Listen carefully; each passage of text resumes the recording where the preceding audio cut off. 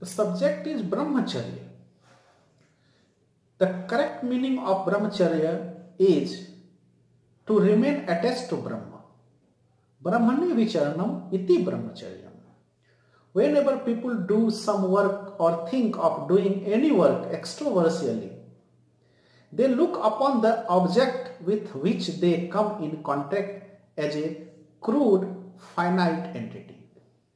Because of their constant aspiration for material achievement, their mind is so engrossed in material objects that their very consciousness becomes crude. The meaning of practicing brahmacharya sadhana is to treat the object with which one comes in contact as different expressions of Brahma and not as crude forms.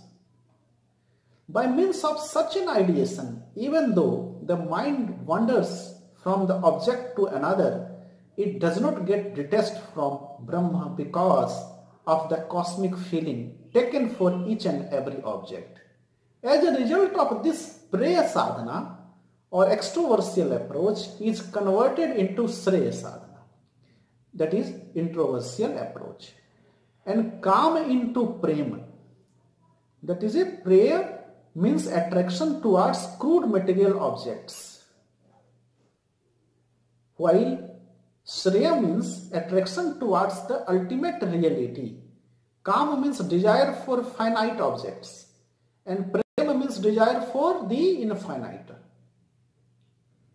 Many misinterpret Brahmacharya to mean preservation of semen. It should be remembered that neither the word Brahma nor the word Charya has any relevance to the word semen. Moreover, even physiologically, such a preservation of semen is a bluff, either owing to the disease in certain glands or by the use of similar other process. Unless one becomes maimed, it is not possible to observe such brahmacharya. It is certainly true that if the correct meaning of the word brahmacharya is accepted, that is to feel the cosmic entity in every material object, control in life becomes essential, but such control does not imply disobeying the laws of nature. Control means to abide by nature's laws. The prevention of the discharge of semen by some special measures or prevention of its surplus formation by fasting is ordinarily termed as so-called brahmacharya. For those who are not married, this so-called brahmacharya, which is really not brahmacharya, has some meaning because it reduces the possibility of sexual excitement and thus prevents a discharge which may occur due to excitement while awake, asleep or dreaming. This is because when there is no formation of surplus semen, there is no physical desire to waste it. Further consideration will, however, show what this so-called brahmacharya is worth. Are the prevention of formation of surplus semen and the loss of surplus semen not one and the same thing? All that can be said is that the first alternative is good for the unmarried and the second for the married. People who by different suppressive methods seek to prevent the discharge of semen create a bad reaction on their body and mind. Their bodies become rough and lack in luster. A suppression of the sexual desire results in other desires, especially anger, taking a more terrible form. In the olden time, only the actual meaning of brahmacharya was accepted. Later, when society was dominated by the intelligentsia, the so-called monks who had taken to complete exploitation thought that if ordinary citizens were allowed to pursue spiritual practices, they might lose the machinery of exploitation at any moment of which they were so fond. If common people are inspired by spiritual ideals, their rationality will grow and grow. The monks realized, therefore, that the people will have to be kept maimed and helpless.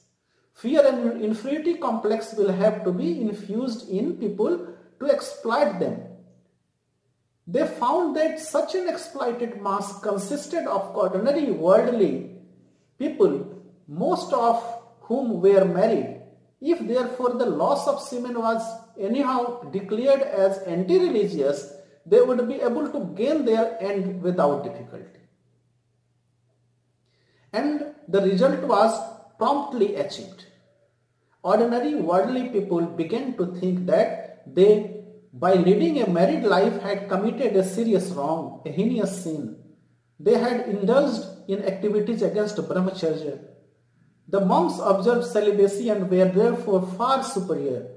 The so-called recluses took advantage of the situation and have without difficulty been exploiting the society. Whether these recluses in fact are nastic brahmacharis, those who do not waste semen at all, cannot be decided by arguments. This can be decided by medical test. But it can be said without doubts that many of the so-called monks will not pass this test. Marriage is a natural function like bath, food, sleep, etc. Therefore, there is nothing to be condemned in it, nor does it go against dharma. When a great man or an elevated sadhaka is not prohibited from taking food, etc., there is no reason why he or she should be debarred from marriage. But proper control is no doubt greatly needed, not only over food and sleep, but in every walk of life. The lack of such control causes disease. Food is essential for life, but absence of control over eating causes indigestion. A bath is refreshing, but in absence of control over bath, that is, a long continued bath would make one catch cold. Similarly, marriage has its function, but the absence of restraint in marriage life would cause various diseases in body and mind. Marriage is slightly different from other natural functions in life, such as eating, sleeping, etc. Marriage is not so essential for life as are food and sleep.